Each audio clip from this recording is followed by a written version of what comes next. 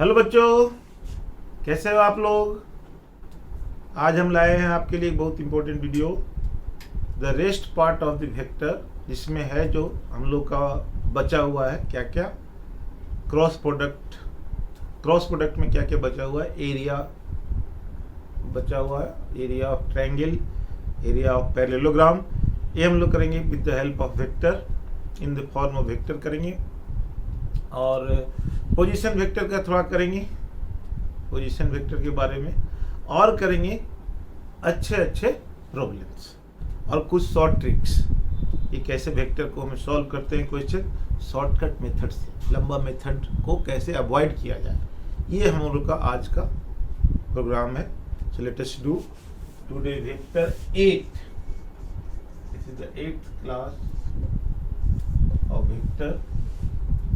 So first, area of triangle. Area of triangle आप कैसे निकालेंगे, क्या देखिए, पता है आपको। कोई भी एरिया ले लीजिए, मान लो ये दो वेक्टर है, इसका लेंथ a है और इसका लेंथ b है, दोनों के बीच का एंगल थीटा है। तो यहाँ से हम परपेंडिकुलर ड्रॉप कर देते हैं। देखिए, दिस इज परपेंडिकुलर। ऑब्वियस है, ये b है तो ये हो जाएगा आपका b साइन थीटा। तो एरिया इज इक्वल टू होता है आपका half into base into height. So half base is a, height is b sine theta. This is area.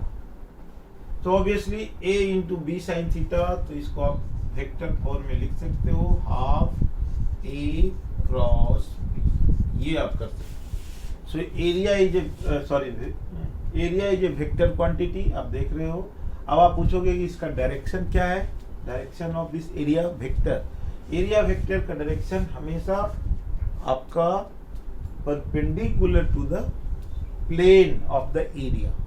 जिस प्लेन में ये एरिया है उसके परपेंडिकुलर डायरेक्शन होगा एरिया वेक्टर। ये रूल है। और क्योंकि रूल क्या है, a क्रॉस b है, तो आप a क्रॉस b की मतलब a should be perpendicular to a and b, दोनों के परपेंडिकुलर होगा। तो obviously perpendicular to the plane, simple.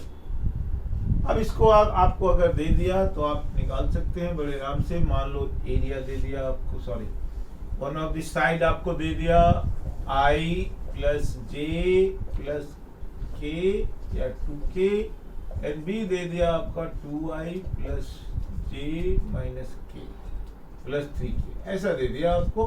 तो आप बड़े आराम से एरिया निकाल दोगे इसका। एरिया वेक्टर फॉर्म में निकालना है आपको। तो एरिया वेक्टर इक्वल टू आप लिखेंगे हाफ a क्रॉस b। ये सिंपल है, हम लोग कर चुके हैं, बहुत इजी है, इसमें कुछ नहीं रखा। हाफ i j k, यहाँ पर 1 1 2 2 1 3 इक्वल टू हाफ i, ये ले लेंगे, इसको छोड़ देंगे, 3 इंटू 1 माइनस 3 माइनस 2 हो जाएगा, माइनस j, ये छोड़ देंगे, ये ले इसको भी छोड़ेंगे, तो 3 इंटू 1 माइनस 4, तो 3 इंटू 1 माइनस 4 प्लस k ले लेंगे, k ले लेते हैं, ये देखो, इसको छोड़ दो, इसको ले लो, 1 माइनस 2, तो फाइनल कितना हो जाएगा, एरिया इज इक्वल टू, ये आई हो जाएगा। So area is equal to half 3 minus 2 i cap, और ये हो जाएगा 3 माइनस 1 प्लस हो जाएगा प्लस माइनस और माइनस प्लस, तो 3, ये हो जाएगा j, और ये हो जाएगा आपका 1 माइनस 2 यानी माइनस k कैप। ऐसे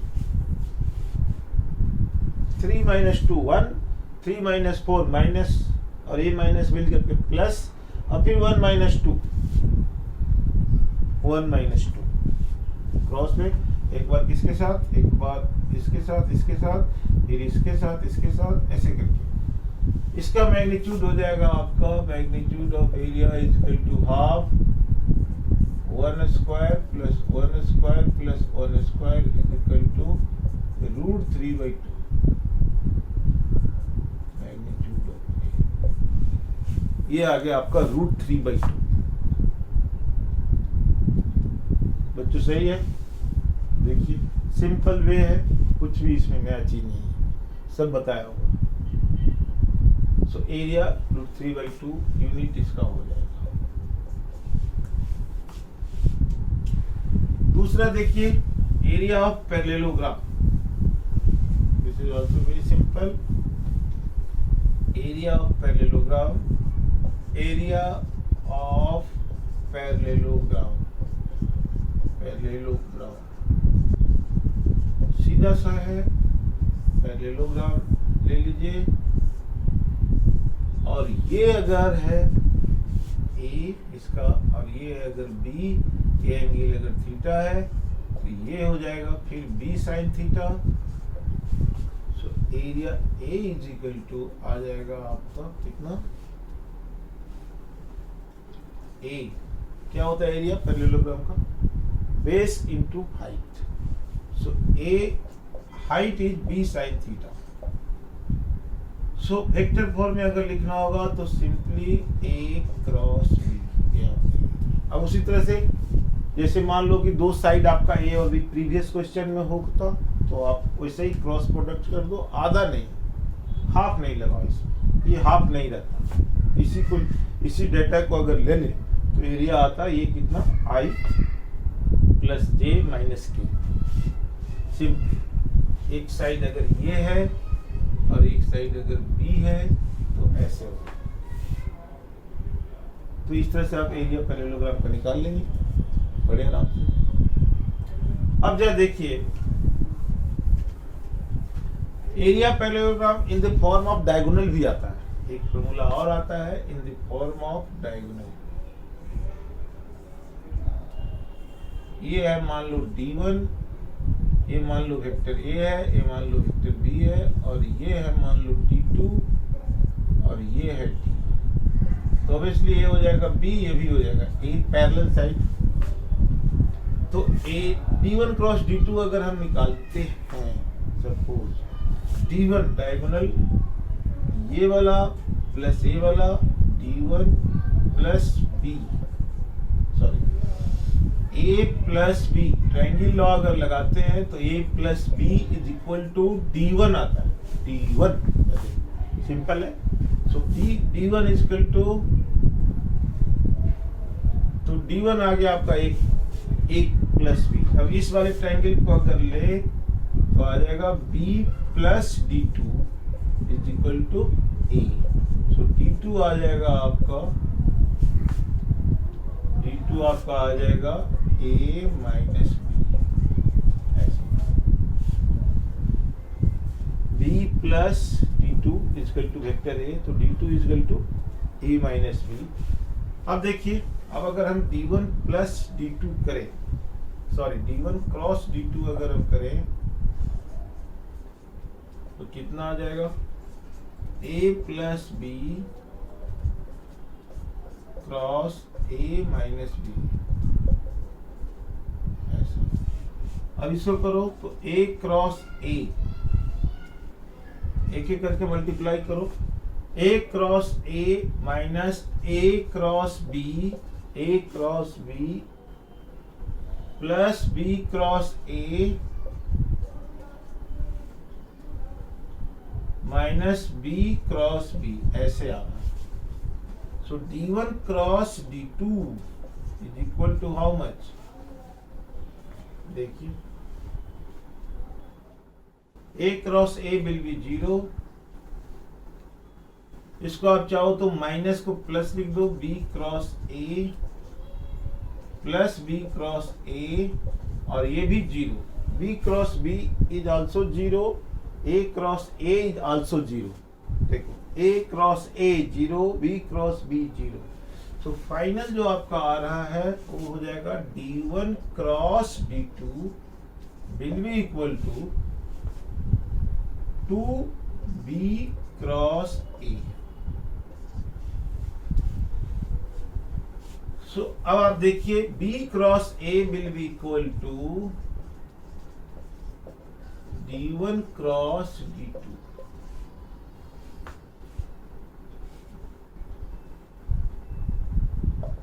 वन बाई टू, ये आपका हो गया। अब एरिया क्या होता है, B क्रॉस A और A cross B is the area of parallelogram. So this you can write, magnitude है area vector, this you can write half D1 cross D2। So area vector of parallelogram can be written as half of D1 cross D2, मतलब vector of one of the vector in diagonal in vector form into diagonal of vector form का cross product, ये है आपका।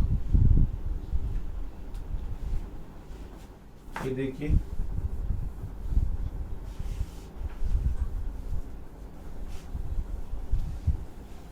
ये निकालते हैं, ऐसे करते हैं।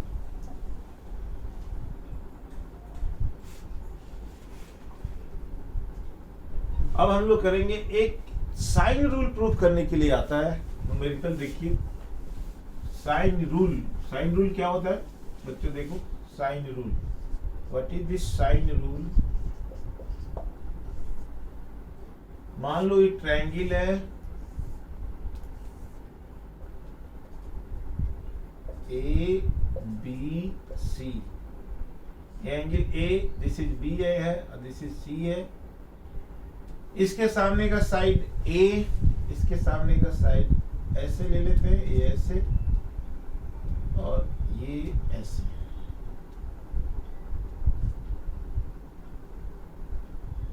तो इसके सामने का साइड ए, बी के सामने का side B, and this is C, A B C, ऐसा है। तो आप देखिए A plus B plus C equal to 0 0। इसमें अगर ए से हम क्रॉस कर दें तो ए सब में ए से मल्टीप्लाई कर दें, मतलब ए से वेक्टर ए से क्रॉस कर दें, इक्वल टू 0। कितना आएगा देखिए, vector A cross vector A plus vector A cross vector B plus vector A cross vector C 0। ये 0 हो जाएगा, दिस इज 0, तो ये उधर जाएगा। तो आप क्या लिख सकते हैं, ए क्रॉस बी का मैग्नीट्यूड अगर लें तो इक्वल हो जाएगा ए क्रॉस सी का magnitude. This you can write A B, A और बी के बीच का एंगल कितना है, जरा देखिए, दिस इज ए एंगल है ए और बी के बीच का। ए एंगल अगर सी है तो दिस इज पाई माइनस सी, क्योंकि ये आगे बढ़ाएंगे ना ऐसे, ए और ए हो जाएगा A B sine pi minus C is equal to A C. अब ए और सी लो, ए है और सी है, इसके बीच का एंगल ये हो जाएगा पाई माइनस बी, ये एंगल बी है, तो यहां कर दो pi minus B, sorry sine pi minus B. तो आप लिख सकते हैं सिंपली, क्या लिख सकते हैं, A B sine pi minus C sine C होता है, A B sine C is equal to A C sine B, A C sine B, ऐसे लिख दो, नहीं तो A B sine C is equal to A C sine B, A आप लिख सकते।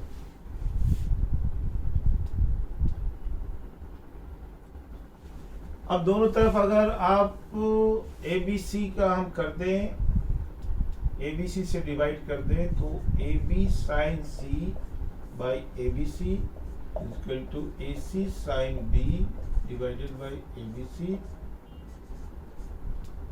ए बी से ए बी कट गया, ए सी से ए सी कट गया, तो sine C by C is equal to sine B by B, ये आ गया sine C sine B small B. Similarly अगर a plus B plus C को हम b क्रॉस से मल्टीप्लाई करेंगे तो आ जाएगा, ये वाला पेयर बराबर हो जाएगा sine a by A. This is called sine rule. तो आप इसको ऐसे भी लिख सकते हैं, a by sine a is equal to b by sine b is equal to c by sine c। मतलब एक साइन ले, ए साइड लेंगे, ए लेंगे अगर हम, तो सामने का एंगल क्या है, कैपिटल ए, इसके सामने का एंगल नीचे आएगा। बी लेंगे तो ये बी इसके सामने का एंगल, और सी लेंगे तो इसके सामने का एंगल। ऐसे जैसे फॉर एग्जांपल अगर मैं आपको दे दूं कि ये ट्रायंगल है, ये 4 मीटर है, ये 3 मीटर है, ये 60 डिग्री है, 60 डिग्री है।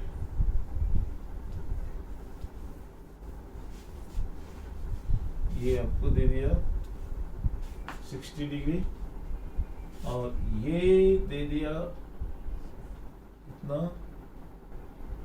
30 डिग्री हम मान लो, तो ऑब्वियस है ये 90 डिग्री हो जाएगा।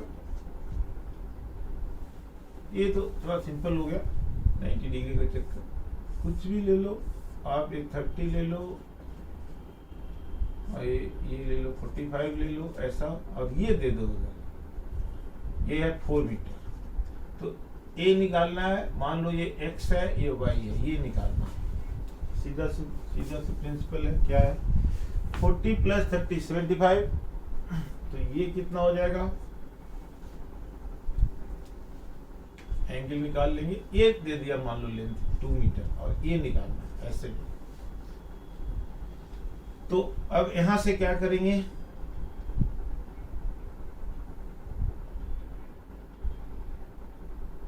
ये वाला side upon sine 45, y upon sine 45। ये y लिया तो इसके सामने का ए एंगल लिया, is equal to 2 upon sine 30। ये ले लिया,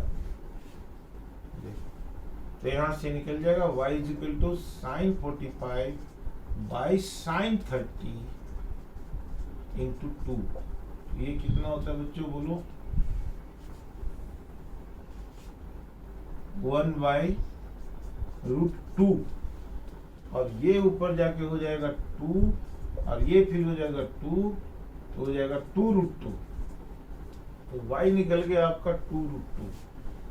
अब ए एंगल आप निकाल लो, कितने 45 प्लस 30 75। 75 में से कितना गया 180 माइनस 75 105। तो आप निकाल सकते हो, इक्वल टू लिख सकते हो x by sine 105।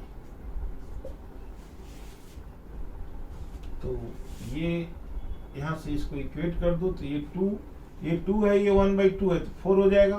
So 4 is equal to x upon sine 105। तो x is equal to 4 into sine 105। अब ये जो वैल्यू साइन 105 का आएगा, साइन 105 का मतलब कितना हो गया 90 प्लस 15। तो ये वैल्यू निकल जाएगा टेबल से आपका। तो ये वैल्यू यहाँ पुट कर दीजिए, तो x निकल जाएगा। This is called sine rule. आप इसको कहीं भी यूज कर सकते हैं in terms of sine, ratio of side upon angle between two sides will be constant.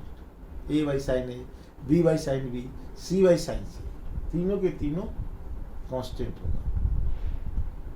उसी तरह से होता है दूसरा लॉ जो वेक्टर में आपको पढ़ना पड़ता है, दैट इज कॉल्ड कोजाइन्स लॉ। ये क्या है कोजाइन्स लॉ? ये बताता है कि अगर 3 साइड्स है A B and C, A angle हो गया ए के सामने ए, बी के सामने बी, सी के सामने सी।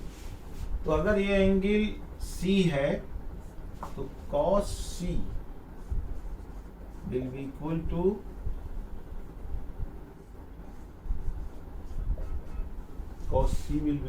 to a square plus b square minus 2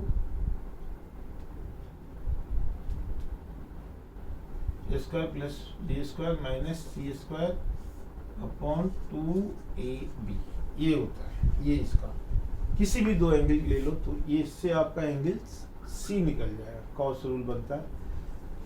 ये आप आराम से निकाल सकते हैं। मान लो कि ये वेक्टर है ए, ऐसे हमने लिया, दूसरा वेक्टर ऐसे लिया बी, और तीसरा वेक्टर हमने ऐसे ले लिया मान लो सी। तो जब देखिए ए और बी के बीच का एंगल सी है, तो ए और बी का रिजल्टेंट क्या होगा? ए और बी का जो रिजल्टेंट होगा वो सी के बराबर होगा। तो ऑब्वियसली आप करेंगे ए प्लस बी, ए वाला वेक्टर प्लस ए वाला vector plus C is equal to 0 कर देंगे। तो vector A plus B is equal to minus C. अब दोनों तरफ स्क्वायर करेंगे तो आप जानते हैं ये आ जाएगा A square plus B square plus 2ab cos. अब दोनों के बीच का एंगल क्या है? ए और बी का। ए एंगल सी है तो ये पाई माइनस सी लेना पड़ेगा आपको, pi minus C into C square. अब देखिए इसको सॉल्व कीजिए तो आ जाएगा A square plus B square, C is the resultant minus C obviously क्योंकि ऐसे मैंने लिया। तो ए एंगल सी है तो ये पाई माइनस सी होगा। तो A square plus B square, क्योंकि ये वेक्टर को हम बढ़ाएंगे ऐसे और ये वेक्टर ऐसे जाता है तो ये एंगल हम लेते हैं हमेशा, and this angle is pi minus C. ये सब हम लोग कर चुके हैं discuss. So A square plus B square minus 2ab cos c is equal to c square. So 2ab cos c is equal to a square plus b square minus c square. So cos c is equal to आ गया आपका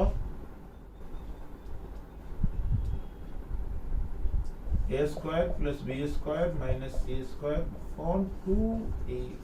ये आपका ऐसा। इसको इस तरह से किसी भी साइड का निकाल लीजिएगा। अगर मान लो आपसे पूछा cos b तो cos b यहाँ रख दो, लेकिन याद रखना जो यहाँ b रखोगे वो उसका स्क्वायर माइनस होगा। अगर यहाँ c है तो c स्क्वायर माइनस हो रहा है, साइड है ये, एंगल नहीं है।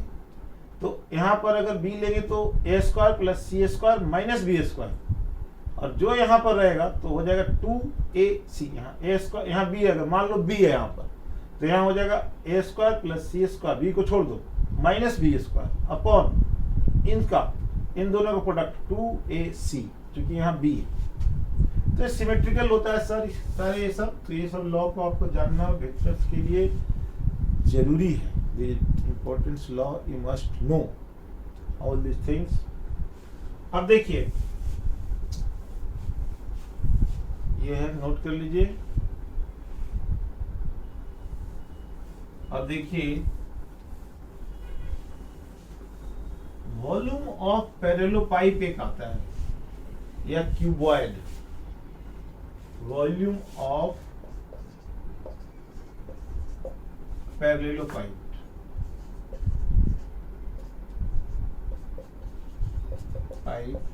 और क्यूबॉइड।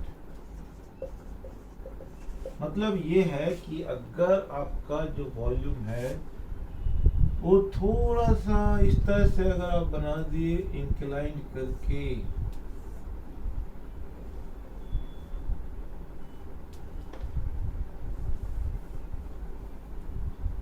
थोड़ा सा इंक्लाइन अगर आप कर दीजिए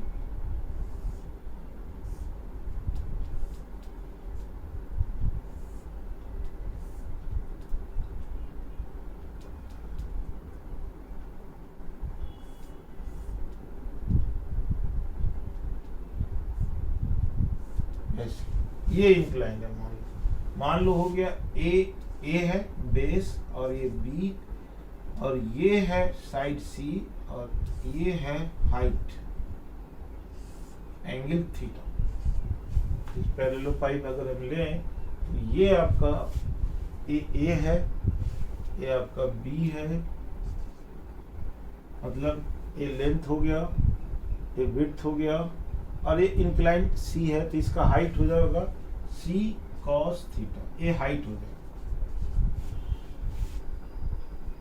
तो what is the volume, volume निकालना है, वॉल्यूम निकालना है। किसी भी चीज का वॉल्यूम क्या होता है, एरिया याद रखना, into height, area into height. तो एरिया इसका होता है, आप जानते हो, ए क्रॉस बी, या आप ऐसे करो, इसके बीच का एंगल मान लो कि अल्फा है, तो A B sine alpha, base का एरिया ये हो गया, into height C cos theta. Height ये, दिस इज हाइट ये of the parallelogram, C cos theta. इसको आप लिख सकते हो ए क्रॉस बी, और ये कॉस थीटा आ गया, इसलिए आप लिख सकते हो dot product of C. So ये है volume A cross B, area of the parallelogram. Dot लगा दिए क्योंकि कॉस है, यहां पर हमने यहाँ डॉट लगाया क्योंकि ये है कॉस, एंगल थीटा बना रहा है। तो area volume of parallelogram is A cross B dot C, मतलब ट्रिपल प्रोडक्ट है, ट्रिपल प्रोडक्ट ऑफ वेक्टर बोलते हैं इसको, ट्रिपल प्रोडक्ट ऑफ वेक्टर, ये इसको हम बोलते हैं बच्चों। देखो, this is called triple product of vector, A cross B dot C, याद रखना। अब अगर आपको दे दे, ये क्वेश्चन आता है, अगर इसका वॉल्यूम जीरो, देखो इसमें वेक्टर का साइन नहीं दिया क्योंकि ये स्केलर ट्रिपल प्रोडक्ट बोलते हैं इसको, स्केलर मतलब रिजल्ट इज स्केलर। तो यहाँ वेक्टर का साइन नहीं दिया क्योंकि इसका रिजल्ट स्केलर आ रहा, दैट इज वॉल्यूम। तो अगर वॉल्यूम जीरो दे दिया, v is equal to zero ऐसा दे दिया आपको, इसका मतलब all A B C, v is equal to zero means A B C, all three vectors are in same plane, याद रखना अच्छी तरह से इसको, एक ही प्लेन में रहेंगे, they will be in the same plane, C A B C are in same plane. तो अगर तीन वेक्टर को सेम प्लेन में प्रूव करना है तो इसका ट्रिपल प्रोडक्ट जो है ए क्रॉस बी डॉट सी को जीरो ले आओ तुम। जब जीरो ला दोगे इसका मतलब all the three plane are in the same plane, क्योंकि एक प्लेन में वॉल्यूम क्या होगा, प्लेन में मतलब प्लेन जो है, अगर कोई कन्फिग्रेशन प्लेन में है तो उसमें हाइट तो है ही नहीं, जब हाइट नहीं है तो वॉल्यूम तो जीरो ऐसे ही होना है। इसलिए अगर वॉल्यूम जीरो हो गया, रिवर्स, अगर वॉल्यूम जीरो हो गया तो क्या होगा, तो all the vectors are in same plane. ये सिंपल लॉजिक, इसको याद रखिएगा अच्छी तरह से, बढ़िया से याद रखना। तो बच्चों ये था आपका एक पार्ट में। अब एक पोजीशन वेक्टर जो हम लोग कर भी लिए हैं, थोड़ा उसके बारे में आइडिया कर ले। पोजीशन वेक्टर क्या होता है,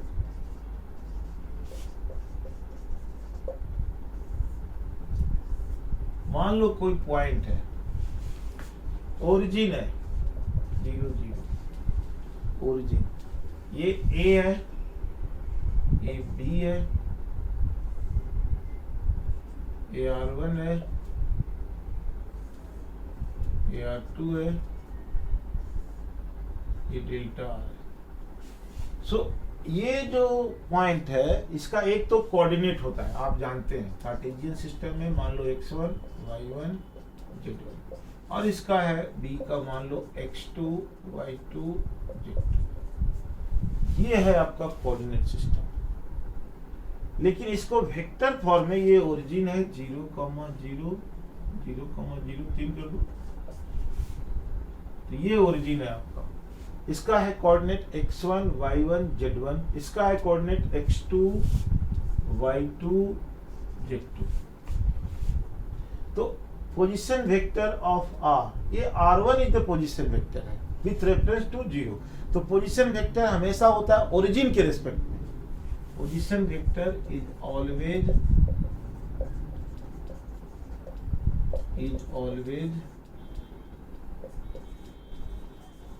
with respect to origin, याद रखना, ओरिजिन के रेस्पेक्ट में। ए है पोजीशन वेक्टर ऑफ ए, तो पोजीशन वेक्टर ऑफ ए कितना होगा, वेक्टर ऑफ ए,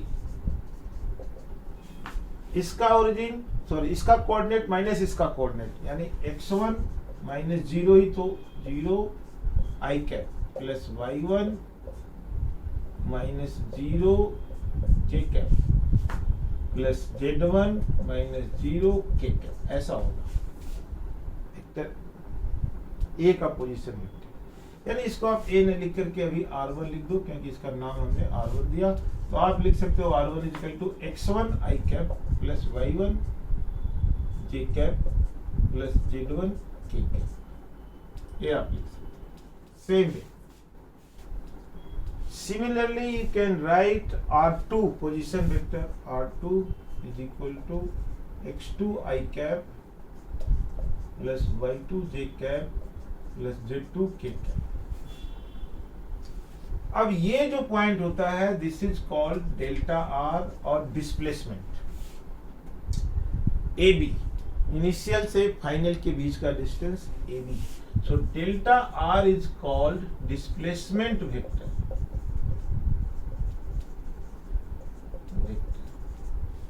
अब डेल्टा आर कैसे हम लोग निकालेंगे, डेल्टा आर विल बी, इसमें से डेल्टा आर अगर आपको निकालना है तो आप लिख सकते हैं बी का position vector, B position vector of B minus position vector of I, R B minus R A. ये कोई हम अलग से किए नहीं, आप ट्रायंगल लॉ लगा दीजिए, आपका आ जाएगा R1 प्लस, देखो ये ऐसे जा रहा है, R1 delta R equal to R2, so R1 plus delta R is equal to R2, so delta R is equal to आप लिख सकते हैं R2 minus R।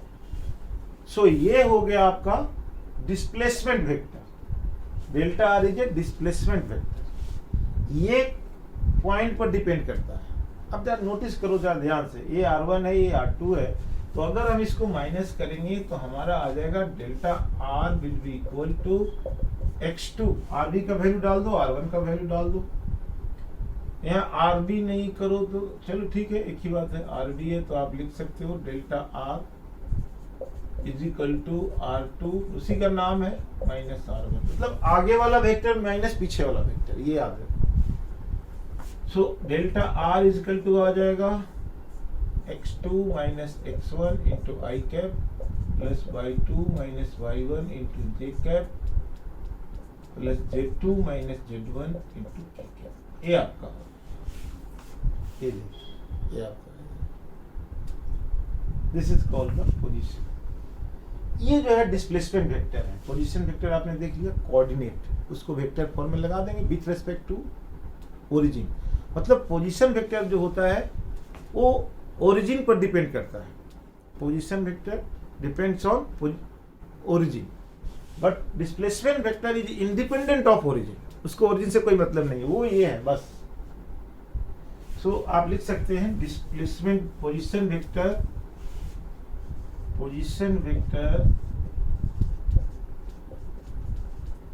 Depends on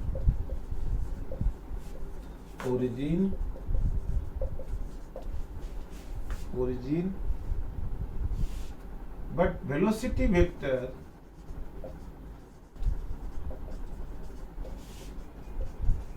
is independent of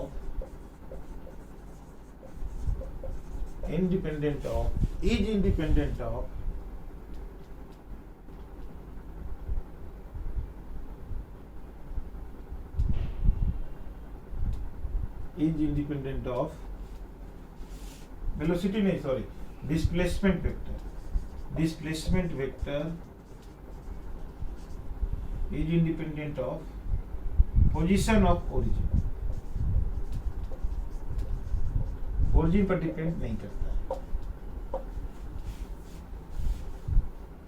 अब आप देखिए एक छोटा सा क्वेश्चन देता है HC वर्मा में, उसको देखिए थोड़ा क्या है क्वेश्चन, जो देखिए वो देता है कि एक मॉस्किटो है, उसका डायमेंशन कुछ है 4/4 और 8 ऐसा कुछ है।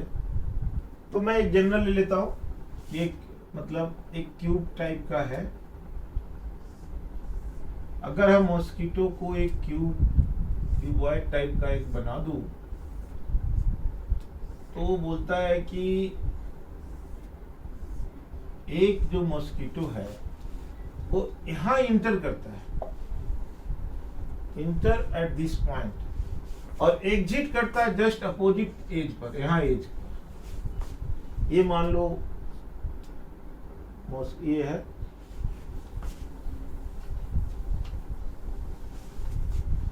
मॉस्किटो को हटाने के लिए लगा हुआ है। मॉस्किटो क्लॉथ कवर है, 3 डायमेंशन समझ लो, मच्छरदानी हिंदी में बोलते हैं। तो इस मच्छरदानी में से यहां से कोई मॉस्किटो इंटर करता है, बिन बिन उड़ता हुआ यहां से इंटर करता है, और ठीक अपोजिट डायगोनल में यहां से निकल जाता है।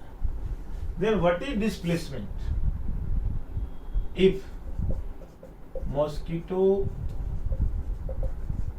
enters from one end and one corner, one corner, and comes out to another corner, then what is displacement?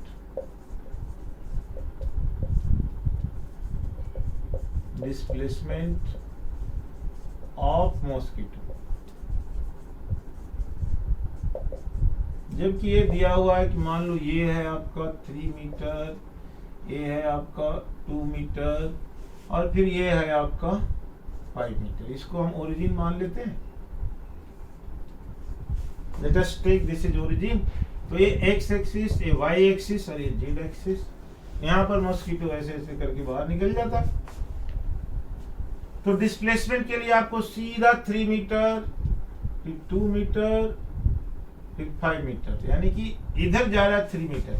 So total displacement यही है, ये डिस्प्लेसमेंट है। तो डिस्प्लेसमेंट वेक्टर इधर जा रहा है एक्स एक्सिस के पैरेलल 3, सो 3 आई कैप। इसके पैरेलल ये है जेड एक्सिस के पैरेलल, ये जेड एक्सिस है तो आप कर सकते हो 2k, और ये वाई एक्सिस के पैरेलल है तो 5 मीटर, 5j। तो डिस्प्लेसमेंट जो आपका आ जाएगा that will be equal to √3² + 2² + 5²। So this will be equal to 25, 29, 38 metre का, लगभग 6.2 मीटर के आसपास ये आएगा सीधा।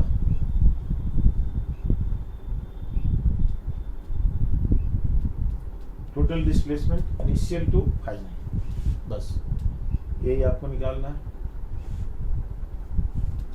सिंपल है ये। अब देखिए, एक आईआईटी एडवांस में आया था क्वेश्चन 2017 में, उसको करते जरा ध्यान से देखिए। आईआईटी एडवांस 2007, ये क्या है देखिए बच्चों, ये है एक्स एक्सिस वाई एक्सिस, एक पॉइंट यहाँ है और फिर एक पॉइंट यहाँ है, एक पॉइंट मान लो P, एक पॉइंट मान लो Q, यहाँ एक पॉइंट है तो इसको वेक्टर P है कर रहे हैं, इसको वेक्टर Q कर रहे हैं। पोजीशन वेक्टर Q है इसका, पोजीशन वेक्टर P है इसका। यहाँ पर एक पोजीशन एक पॉइंट S है, ये आपको पोजीशन वेक्टर S है मान लो। अब क्या क्या दिया हुआ है सब देखो। दिया हुआ एक वेक्टर R है that is equal to vector Q minus vector P। Obvious है पोजीशन वेक्टर ऑफ R, इसका जो मतलब है Q माइनस P है, ये वाला minus P।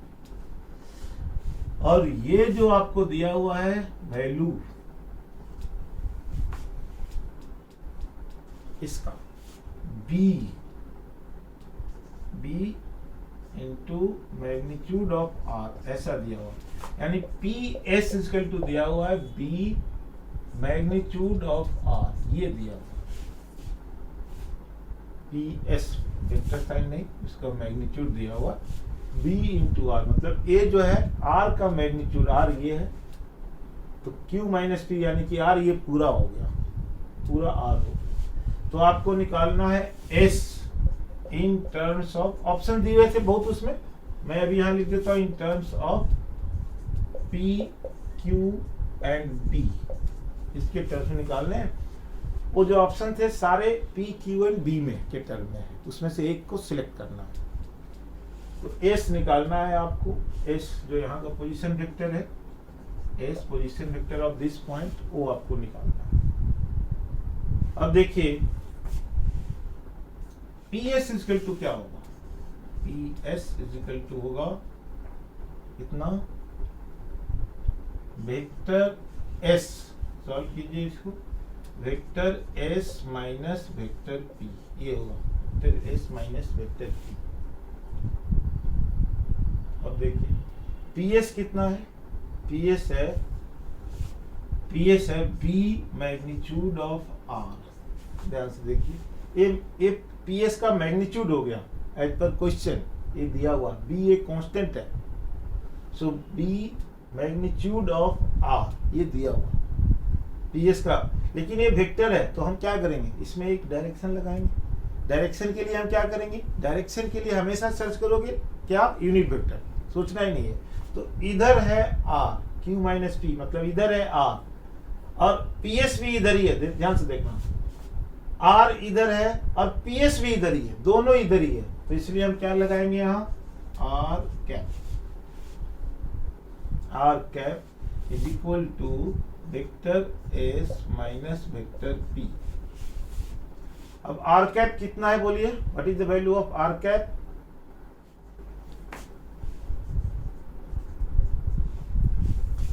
Are cap is equal to vector R upon magnitude of vector R, unit vector यही होता है, तो यहां रख दीजिए बी आर कैप, सॉरी इसको आप आर कैप का वैल्यू डालिए, बी आर का मैग्नीट्यूड, आर कैप का वैल्यू हो जाएगा R upon vector R equal to vector S minus vector P, ये दोनों कट गया, सो बी आर, फिर से यहां लिखे cap is equal to vector S minus vector, ये आपका है।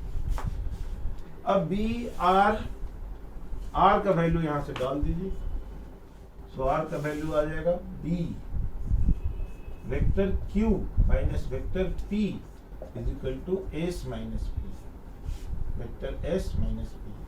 तो अब वेक्टर एस निकालना, यहाँ एस के टर्म में था, पी क्यू एंड बी के टर्म में, तो अब इसको मल्टीप्लाई कीजिए, हमको एस निकालना है, तो क्या करेंगे, B vector Q minus B vector P is equal to S minus P, so P को इधर ले आओ तो ये आ जाएगा कितना, बी क्यू तो ऐसा ही रहेगा, ये p इधर आ जाएगा तो p को कॉमन ले लोगे, तो कॉमन लोगे तो 1 माइनस बी आ जाएगा is equal to vector, so this is the right answer, यानी vector s is equal to p 1 minus B plus B Q, ये आपका राइट आंसर है। ध्यान से देखिए ऑप्शन में यहाँ 2p लगा हुआ था, फिर यहाँ 1 माइनस बी, दूसरे में 1 माइनस बी लगा हुआ है, फिर 2q लगा हुआ, ऐसे करके लगा हुआ, but right answer is this. तो ये पोजीशन वेक्टर से क्वेश्चन था आपका 2017 एडवांस में, इसको आप ठीक से देखिए। अब जा देखिए बच्चों, कुछ शॉर्ट ट्रिक्स है जो हम लोग फॉलो करते हैं, क्या है तो देखिए शॉर्ट ट्रिक्स।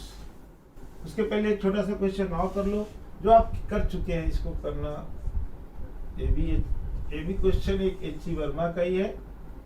जरा देखिए, मान लो एक रिजल्टेंट ऐसे है आर और ये है आर और इसके बीच में एक वेक्टर और है आर, ओ ए बी सी और व्हाट इज द रिजल्टेंट?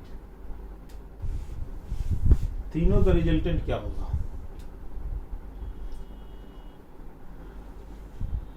एक तो आप सिंपल तरीका से करेंगे आईजे करके, लेकिन आप बेटर है ये एंगल 90 है तो आर और आर का रिजल्टेंट 2√2r आ जाएगा। जरा देखो तो टोटल रिजल्टेंट इसका क्या होगा? मैग्नीट्यूड रिजल्टेंट का √2r प्लस आर, यानी आर दोनों सेम डायरेक्शन में हो गया, आर एक पहले से है, √2r इन दोनों का हो गया, तो मैग्नीट्यूड ऑफ द रिजल्टेंट क्या हो गया? √2 प्लस 1 ऐसा। ये आप बड़े आराम से निकाल लेंगे, नहीं तो आईजे करके निकालेंगे। वो कैसे? देखो तीन वेक्टर है, एक वेक्टर, दो वेक्टर, तीसरा वेक्टर। पहला वेक्टर मान लो ए है पहला वेक्टर आर आई कैप, दूसरा वेक्टर बी है आर जे कैप, तीसरा वेक्टर सी है, सी कितना? इसका एंगल 45 होगा, आधे पर है, हाफ पर, तो r/√2 आई कैप प्लस r/√2 जे कैप, और सबको जोड़ दो। ये बड़ा सा मेथड आपको आ रहा है, इसमें अभी बड़ा सा हो जाएगा लेकिन ये बहुत यूजफुल भी है। अब सब आई को साथ ऐड कर दो, सो r प्लस r/√2 आई कैप, और यहां हो जाएगा आपका, यहां हो जाएगा कितना? r प्लस r/√2 जे कैप, और फिर मैग्नीट्यूड निकालोगे तो वही हो जाएगा रिजल्टेंट। सो r/1 प्लस √2 सॉल्व करके वही आ जाएगा,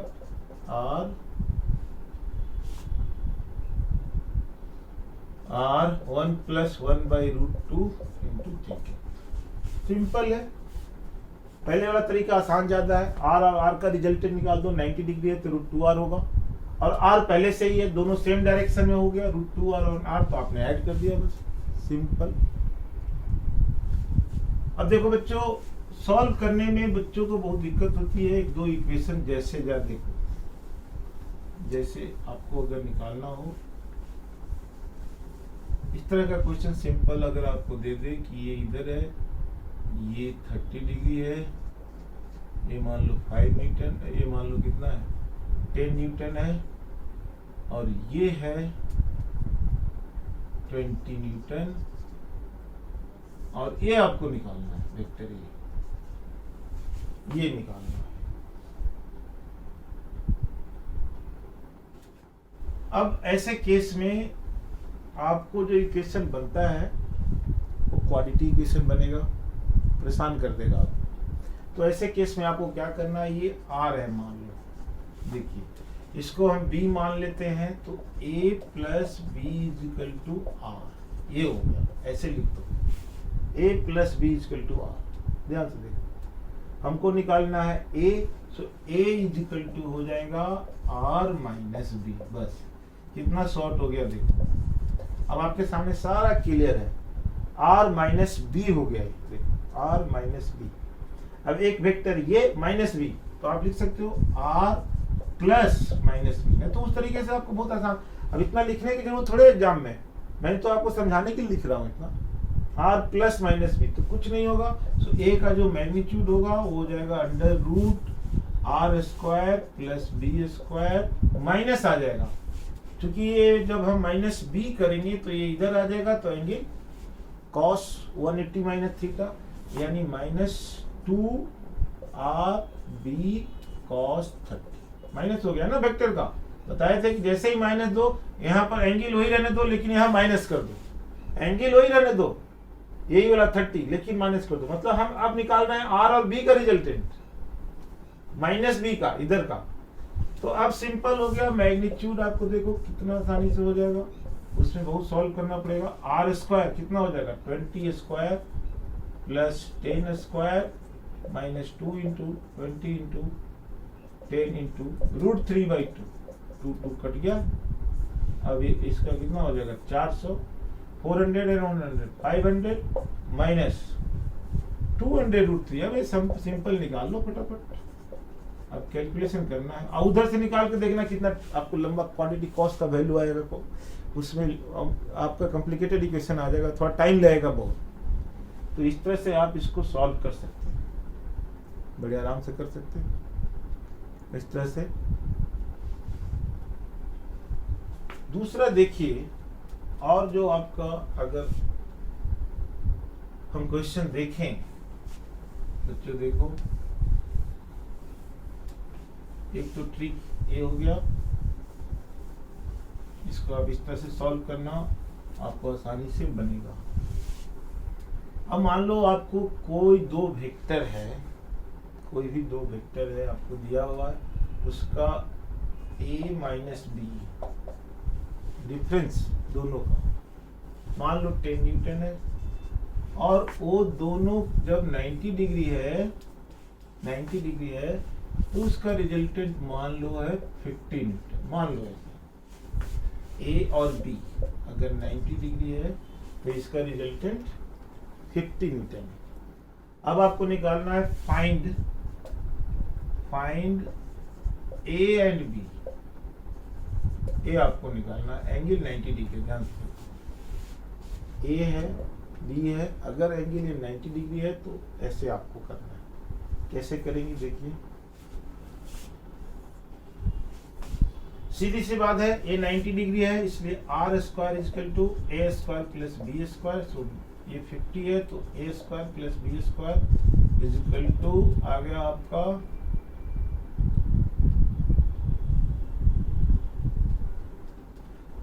25।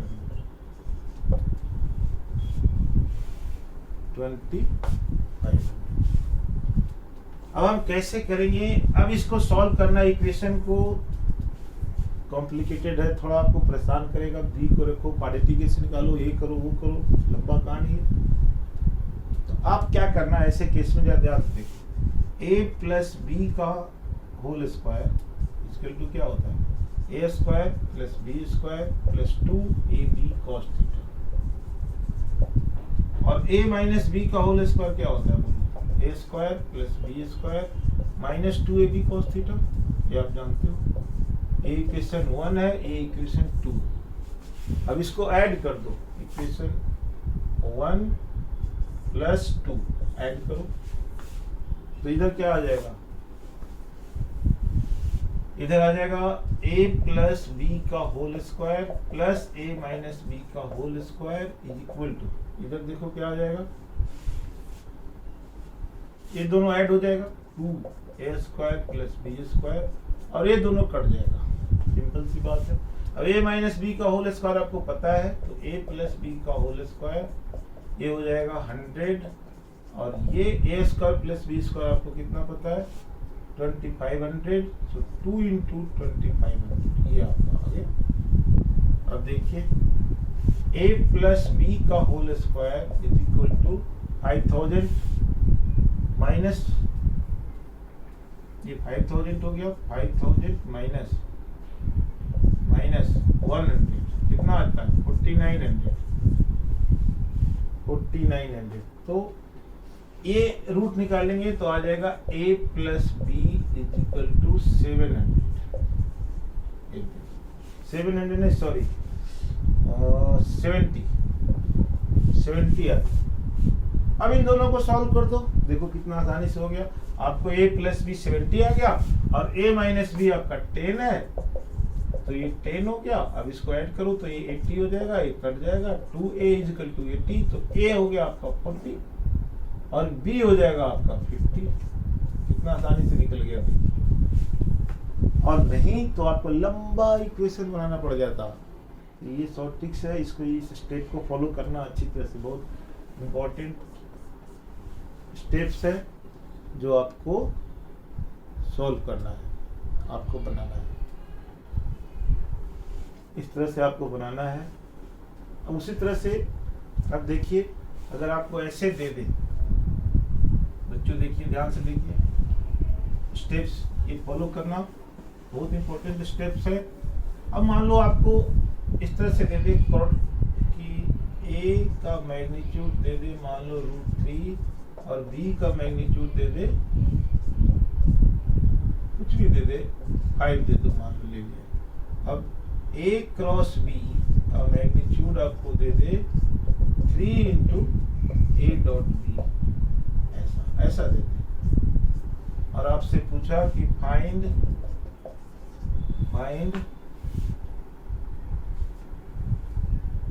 रिजल्टेंट ऑफ वेक्टर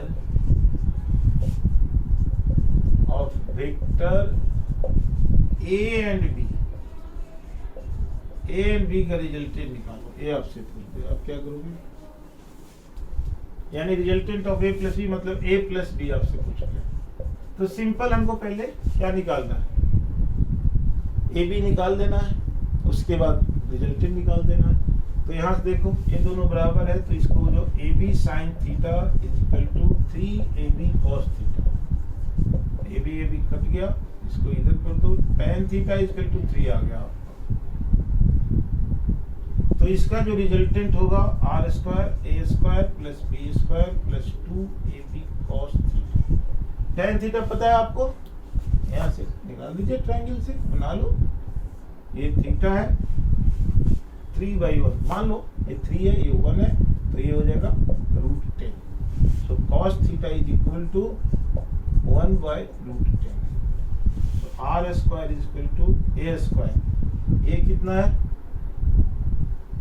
3, b कितना है 25 प्लस 2, यहाँ b कर देना 2 इंटू a √3 इंटू 5 इंटू 1/√10 ऐसा।